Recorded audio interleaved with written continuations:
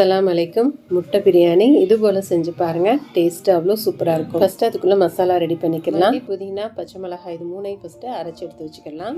ஒரு கடாயில் 2 ஸ்பூன் ஜீரகம், 1/2 ஸ்பூன் மிளகு, 1/2 ஸ்பூன் சோம்பு, பட்டை, கிராம்பு, ஏலக்காய், நட்சத்திர சோம்பு, கல்பாசி இது எல்லாத்தையும் வறுத்து பொடி பண்ணி வச்சுக்கோங்க. ப்ரெஷர் குக்கரில் எண்ணெய் ஊற்றி கரம் மசாலா ஆட் பண்ணி வெங்காயம் ஆட் பண்ணி நல்லா வதங்கினதுக்கு அப்புறமேலே இஞ்சி பூண்டு பேஸ்ட்டு அரைச்சி வச்ச மசாலா பவுடர், அப்புறம் தக்காளி நல்லா வதங்கினதுக்கு அப்புறமேலே மிளகாய் தூள், அரைச்சி வச்ச மல்லி புதினா பேஸ்ட்டு இது எல்லாமே நல்லா பச்சை வாசனை போறதுக்கு வதக்கிக்கோங்க. அப்புறம் தயிர் ஆட் பண்ணி தேவையான அளவு உப்பு ஆட் பண்ணி நல்லா வதங்கினதுக்கு அப்புறமே 1 கப் அரிசிக்கு 1/2 கப் அளவு தண்ணி ஆட் பண்ணி அரைச்சி வச்ச முந்திரி பருப்பு பேஸ்ட்டையும் ஆட் பண்ணி நல்லா மிக்ஸ் பண்ணி விட்டுக்கோங்க.